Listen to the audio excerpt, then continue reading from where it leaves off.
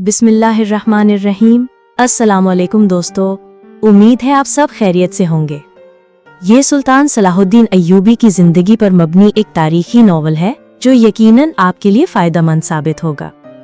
सुल्तान Salahuddin Ayyubi, जो अपनी वफ़ात के वक्त शाम, फ़लस्तीन, मिस्र और कई ज़रतश्ती और बैनुन नहरेन इलाकों के हुक्मरान व मालिक थे, लेकिन जब उनका इंतकाल हुआ तो उनके पास सिर्फ 1 दिनार और 40 दिरहम थे। इसके अलावा ना उनके पास कोई मालो दौलत थी, न जमीन, न ही कोई खजाना, क्योंकि वो जो कुछ भी कमाते अल्लाह की राह में खर्च कर देते थे और वो अल्लाह पर भरोसे से जिंदगी गुजारते थे। सुल्तान सलाहुद्दीन अय्यूबी मुसलमानों के लिए एक बेहतर जिंदगी गुजारने की मिसाल थे। वो न सिर्फ मुसलमानों के अजीम सुल्तान थे बल्कि इस्लामी दुनिया के अजीम बेटे भी थे। जब वो सुल्तान बने तो एक ईसाई हुक्मरान रिजिनॉल्ड नामी शख्स कैरक में हुकूमत करता था, जो शाम और मिस्र के रास्ते में आता था।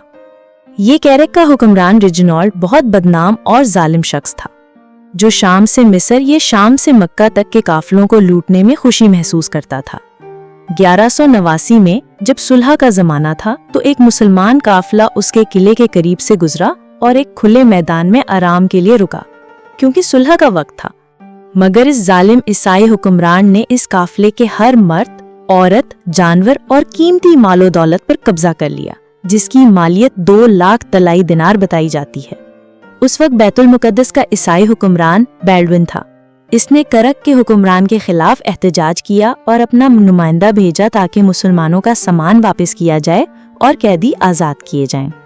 मगर रिजिनॉल्ड ने बैतुल मुकद्दस के शाही पादरी की भी तौहीन की और इस मुतालबे को मानने से इनकार कर दिया। फिर 1183 में इसने दोबारा यही काम किया। सुलह के जमाने में इसने मदीना मुनव्वरा पर फौजी हमले की जुर्रत की। तीसरी बार 1186 में जब मुसलमानों और ईसाइयों के दरमियान अमन मुआहदा हो चुका था और काफिले शाम और मिस्र के दरमियान आजादी से सफर कर रहे थे, तो इस करक के हुक्मरान रिजिनॉल्ड ने मुसलमानों के तजारती काफिले पर दोबारा हमला किया और उनके कीमती सामान को लूट लिया। कहा जाता है कि इस काफिले में मुसलमानों के सुल्तान की बहन भी सफर कर रही थी। जब काफिले वालों ने रिजिनॉल्ड के जुल्म के खिलाफ एहतजाज किया तो इसने पुराने ईसाई राहिबों जैसा रवैया इख्तियार करते हुए कहा, क्योंकि तुम मोहम्मद सल्लल्लाहु अलैहि वसल्लम पर ईमान रखते हो तो उनको पुकारो, वो आकर तुम्हें बचा लेंगे। जब सुल्तान को ये तौहीन आमेज अल्फाज और 3 मर्तबा मुसलमानों पर जुल्म की खबर मिली तो उन्होंने कसम खाई कि वो इस जालिम जाबिर ईसाई हुक्मरान को अपने हाथों से कत्ल करेंगे। और उस बेटे ने, उस अजीम सुल्तान ने, जो इस्लामी दुनिया का फख्र था, अपनी कसम को पूरा किया। मोहम्मद सलाहुद्दीन अय्यूबी वाकई अजीम थे। ये वो सुल्तान था जो उम्मत मुस्लिमा का दर्द रखता था, जो इस्लाम और मुसलमानों की खातिर जीता था। जब सुल्तान नूरुद्दीन जंगी मुसलमानों के सुल्तान बने तो उस वक्त बेशतर फ़लस्तीन पर ईसाई और सलेबी यूरोपी ताकतों ने जबरदस्ती कब्जा कर रखा था। इन दिनों मुसलमान छोटी छोटी रियासतों में बटे हुए थे जो अपनी वहदत को बरकरार न रख सके।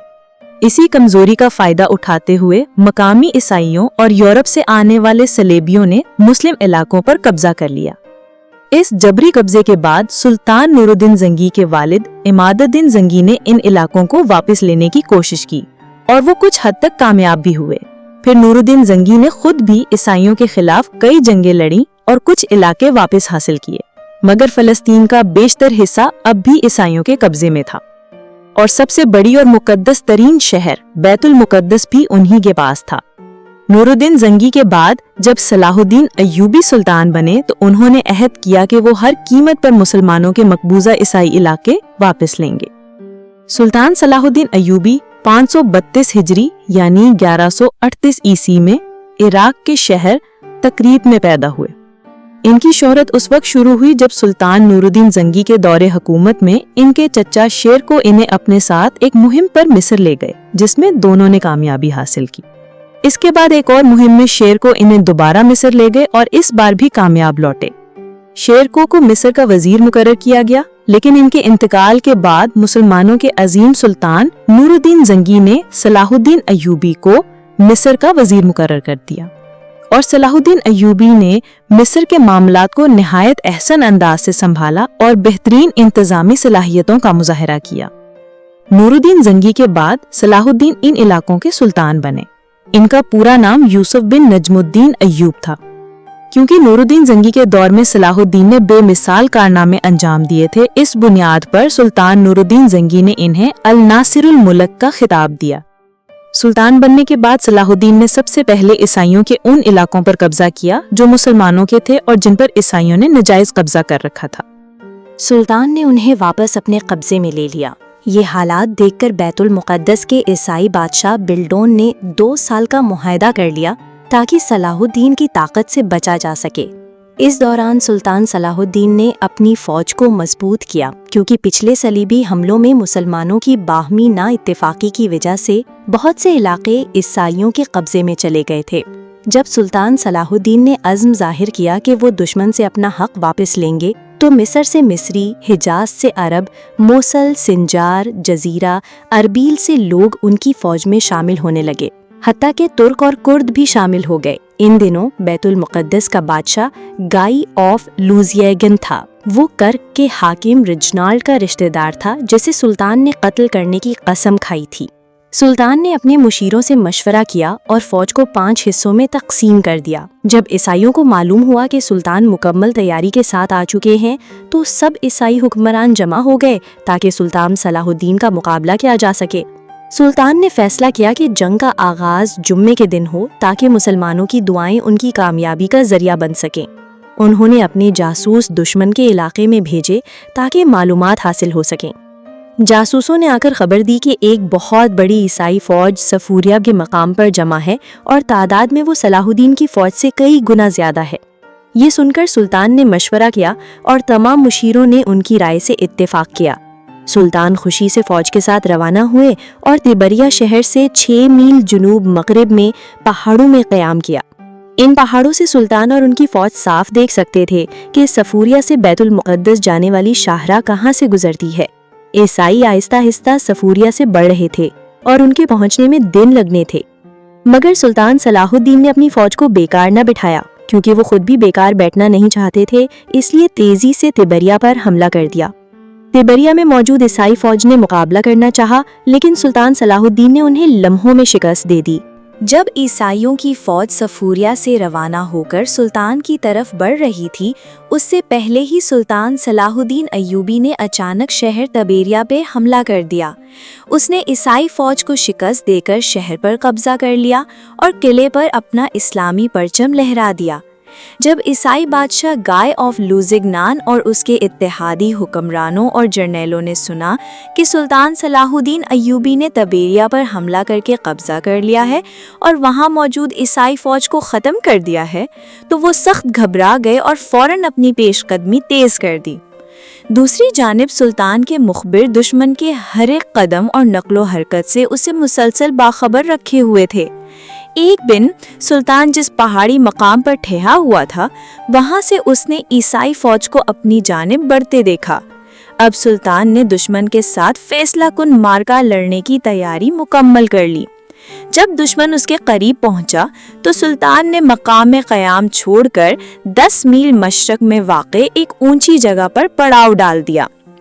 वो मकाम तारीख में हितीन के नाम से जाना गया। हितीन एक ऐसा मकाम था जो जैतून के बागात से घिरा हुआ था, एक खुश सैका मकाम जिसके जुनूब में वो पहाड़ वाक़े था जहां इस्लामी और ईसाई अफवाज के दरमियान फैसला कुन जंग होनी थी। ये पहाड़ मैदान से तकरीबन 600 फुट बुलंद था और मगरिबी समत में मैदान के 100 फुट नीचे तक फैला हुआ था। इस मकाम से एक सड़क शहर अक्का से होती हुई बैतुल मुक़द्दस तक जाती थी। अगर कोई शख्स इस पहाड़ की चोटी पर खड़ा होकर मगरिब की तरफ देखता, तो उसे झलते हुए खेत नजर आते, जिनमें रेत के टीले, छोटी छोटी पहाड़ियां और खुश्क झाड़ियां दूर दूर तक फैली हुई थीं। ये वही मैदान था जहां से ईसाई फौज को गुजरकर सुल्तान सलाहुद्दीन की अफवाज तक पहुंचना था। इसी पहाड़ के पीछे 1700 फुट नीचे एक साफ और शफाफ पानी की झील वाक़े थी, जिसे झीले जलील यानी लेक गलीली कहा जाता था।